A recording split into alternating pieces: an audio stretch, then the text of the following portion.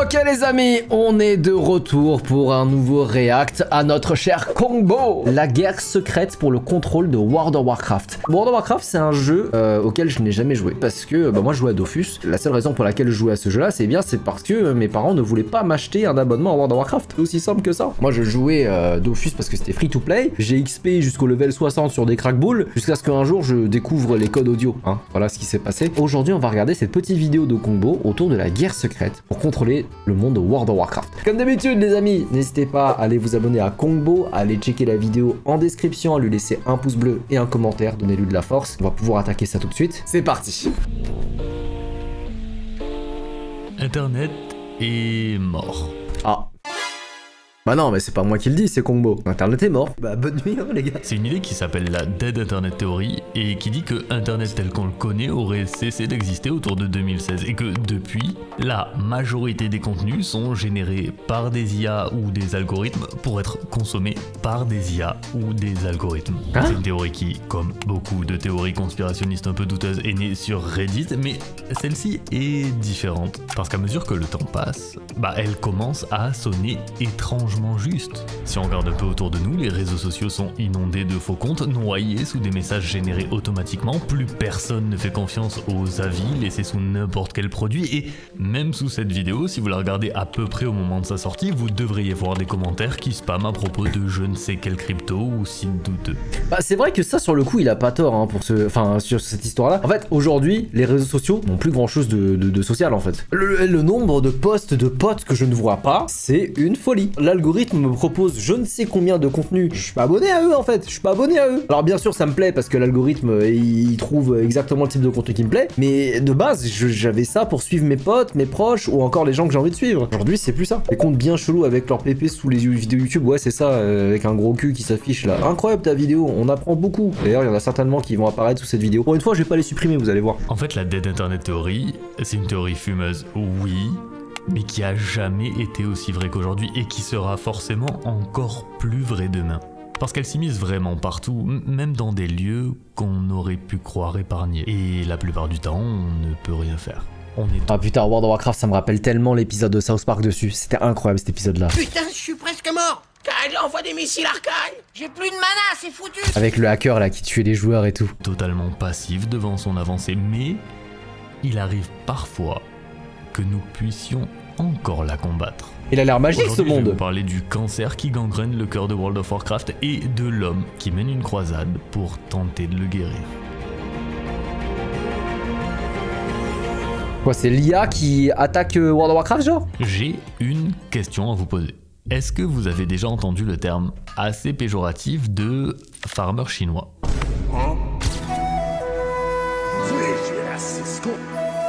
Ok, c'est ça que tu fais, Kongbo. C'est ça que tu fais. Moi, je suis là. Je peux passer un bon moment devant ta vidéo. Et là, direct, t'arrives comme ça. Non, franchement, Kongbo, j'attendais pas ça de toi. Un farmer chinois, c'est utilisé pour qualifier des personnes, souvent issues de pays en développement, qui passent des heures à accumuler des ressources en jeu pour les revendre contre de l'argent. Et c'est un phénomène bien réel, mais qu'il était surtout entre 2000 et 2010. Aujourd'hui, plus du tout. Plus du tout, mais pas parce que les conditions économiques ont évolué ou que la demande des acheteurs a baissé, non. Mais parce qu'aujourd'hui, les farmers humains ont été remplacés par des bots. Des robots. Mais les gars, qu'on se le dise, déjà à l'époque de Dofus, il y avait des bots, full bots, pour farmer les ressources et les camasses. Qu'on appelle comme ça réellement pour visualiser la chose, mais qui honnêtement tient plus de la ligne de code opérée sur un smartphone quelque part en Inde que d'une super intelligence artificielle prête à dominer le monde. C'est juste des petits programmes qui ont envahi pratiquement tous les jeux où il est possible d'échanger du temps de jeu contre de l'argent, mais le plus souvent ils sont présents dans des jeux free-to-play, des jeux gratuits, pour que si le bot se fait bannir, le créateur perde le moins d'argent possible. Techniquement, un jeu comme World of Warcraft, un jeu qu'il faut non seulement acheter, mais pour lequel il faut aussi payer un abonnement mensuel, ça devrait normalement faire fuir toute personne qui a envie de botter. Mais c'est ça le problème, c'est que c'était giga cher à l'époque pour un gosse. Moi je pouvais pas jouer à ce jeu. Prix d'extension 50 balles, 13 € par mois. Qui a ça quand t'es au collège, mec? Un des tout premiers bots qui a fait parler de lui s'appelle WoGlider. WoGlider, c'est un bot qui apparaît autour de 2008 et ce qu'il permet, c'est d'automatiser à peu près toutes les tâches fastidieuses du jeu. La pêche, les métiers de récolte ou le grinding, c'est-à-dire le fait de tuer des monstres en boucle pour, par exemple, monter en niveau. Là où les problèmes commencent, c'est que pour contrer cette menace, Blizzard a conçu un système de détection qui s'appelle le Warden.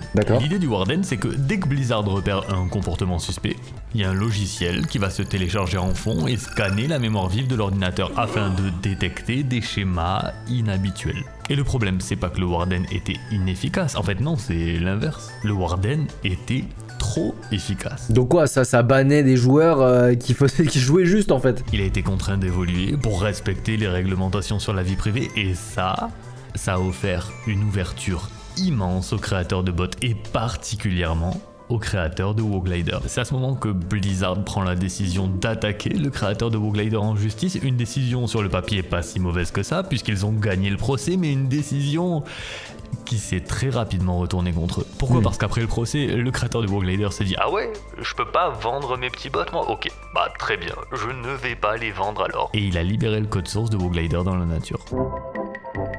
Yes! Résultat, avant le procès, on estime qu'il y a environ 20 000 utilisateurs de WoGlider. Après le procès, on dépasse largement les 100 000.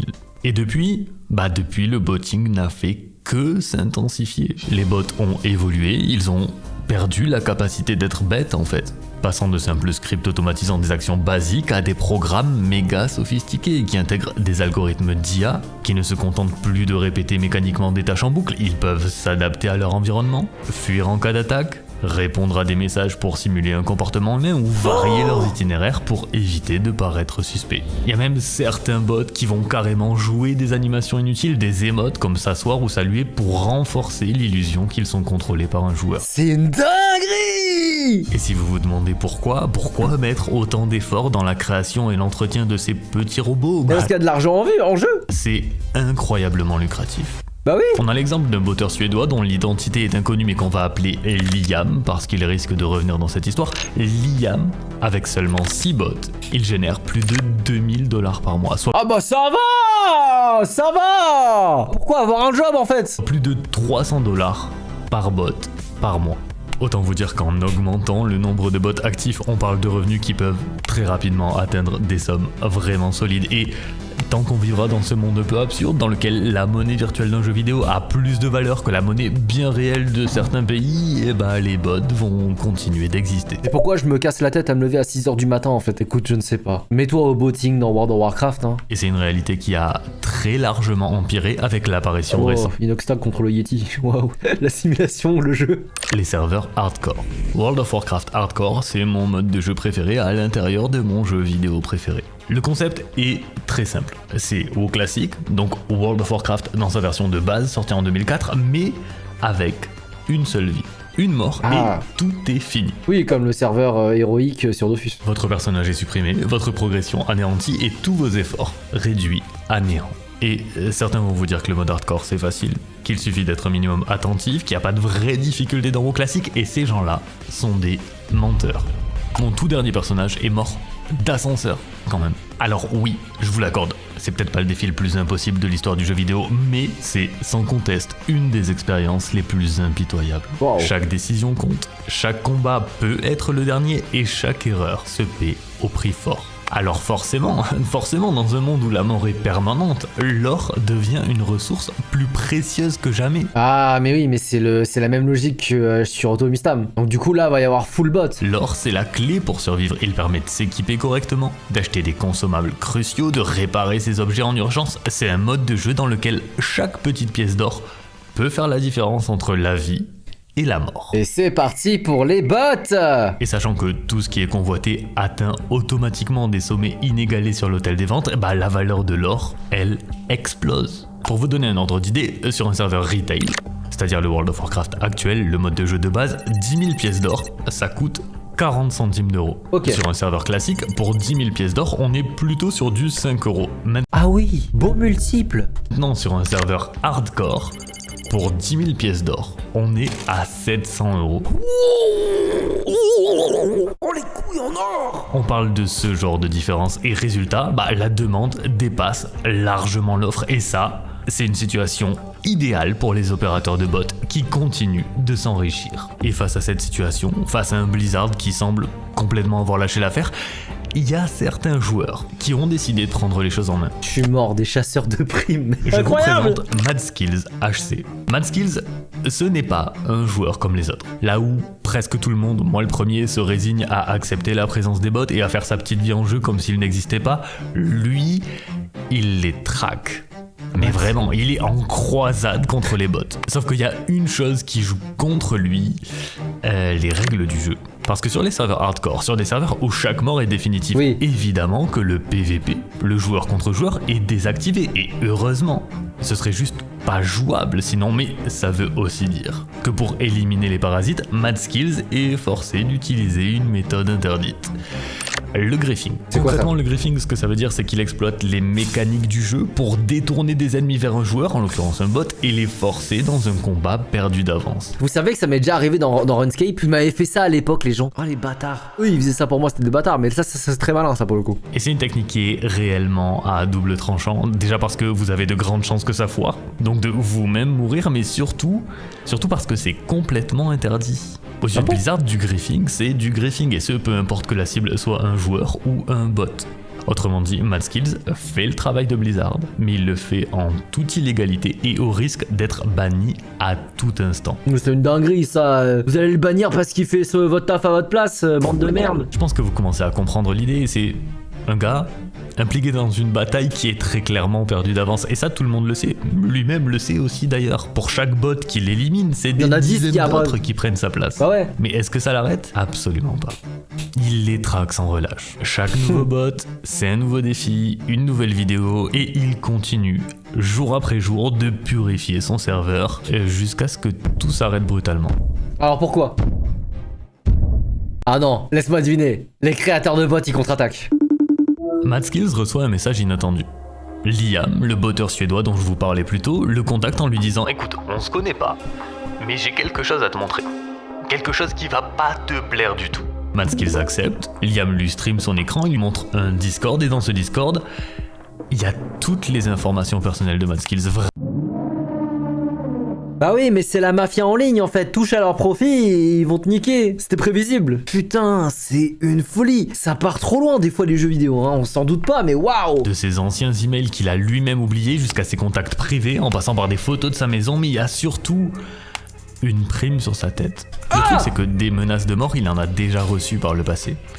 Mais celles-ci, elles sont différentes. Elles sont différentes déjà parce qu'elles ne lui sont pas adressées directement, ce qui rend la situation encore plus inquiétante honnêtement, mais surtout le fait que ce serveur Discord n'est pas n'importe quel serveur Discord. C'est celui d'une organisation qu'on appelle la mafia taïwanaise. Jusqu'à présent, je vous ai uniquement parlé de petits opérateurs de bots comme Liam, mais en vérité, 90% des bots qui existent ne sont pas contrôlés par des individus. 90% des bots qui existent sont contrôlés par de gigantesques réseaux structurés exactement comme de vraies entreprises criminelles. À vrai dire, initialement, le botting servait même surtout à blanchir l'argent d'autres activités criminelles. Mais aujourd'hui, c'est devenu tellement rentable que c'est juste suffisant comme activité. Ils sont souvent basés dans des régions où les coûts, notamment en électricité, sont faibles, et ils exploitent des fermes de bots capables de faire tourner des centaines, voire des milliers de comptes. C'est terrifiant. Et parmi ces réseaux, celui qu'on appelle la mafia taïwanaise est un des plus puissants, un des plus sophistiqués de tout cet écosystème. Ils sont présents sur au moins 10 jeux, dont c'est RuneScape ça! des jeux que vous connaissez forcément, New World, Path of Exile, Diablo, Lost Ark, et en ce qui concerne leurs opérations sur WoW, uniquement pour la partie WoW, ils contrôlent plus de 12 000 bots. 12 000 bots répartis en 12 groupes de 1000 comptes, chaque groupe utilisant une version unique de leur logiciel de botting pour qu'en cas de détection ou de vague de bannissement par Blizzard, seulement 10% de leur flotte soit affectée, et pour qu'avant même que Blizzard ne puisse riposter davantage, une nouvelle version du logiciel soit déjà prête. C'est juste beaucoup trop bien pensé. Et vous vous souvenez de l'estimation de $300 par mois par bot?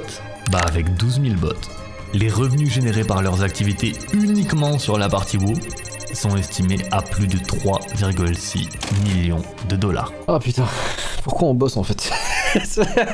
Pourquoi vous faites des études alors que vous pourriez simplement faire du botting? Putain de merde. Et le tout sans vraiment prendre de gros risques. Puisqu'en fait, selon le pays dans lequel vous vous trouvez, vendre de l'or dans un jeu vidéo, c'est très souvent pas régulé du tout. Ça enfreint les TOS de Blizzard, oui, mais dans la majorité des juridictions, tant que les revenus sont déclarés et imposés, c'est même pas un délit. En fait, c'est le crime parfait. Il n'y a pas de transport de marchandises illégales, il n'y a pas de deal avec des criminels violents et les autorités en ont absolument rien à secouer. Le seul obstacle possible, c'est qu'un gars, dans un jeu vidéo, tue vos bots. Ok les gars, c'est parti. Opération, lancer une startup de botting pour exploiter le futur RPG de Riot Games. C'est bon, ça m'a mis la puce à l'oreille les amis. Quand une organisation, très probablement composée de gars plus que douteux et qui génère plus de 3 millions de dollars par mois vous menace de mort, vous savez qu'elle a les ressources nécessaires pour mettre ces menaces à exécution. Et même s'il y a 99% de chances que ce soit des paroles en l'air, le 1% qui reste, il est terrifiant. Ouais, et puis par exemple, 1% de 1000 personnes, ça reste quand même beaucoup de gens, tu vois. 1% qui reste, vous le prenez forcément au sérieux. Et c'est ce qu'a fait Madskills. Hey guys, so this will be my last video. And this might come as a shock for some of you. It was a shock to me as well. But the reason is fairly simple. I have received death threats. Personally, I'm not going to kill any bots. I will remove all of the videos on this channel. I will not advocate killing them. I would not report them anymore. I don't want any part of it whatsoever. Vous sentez venir le truc ou pas? Ça va être le martyr. Et il y a plein de joueurs qui vont décider de se mettre à traquer les bots. Ça va être le wake-up call. Les bots ont gagné. Ils ont fait fuir le symbole de la résistance. Mais c'est pas tout à fait fini pour autant. En fait, il y a une chose que la mafia taïwanaise avait vraiment pas anticipé. C'est quand même un bon gars, le Suédois, d'avoir prévenu le youtubeur. L'annonce de son départ, avec cette vidéo d'adieu, elle a eu un impact bien au-delà de ce que quiconque aurait pu imaginer. Cette petite vidéo, tout pleine de sincérité, tout pleine de frustration, ça a touché des dizaines de milliers de joueurs. Bien plus que tout ce qu'il a pu produire avant ça, et ça a déclenché une véritable onde de choc.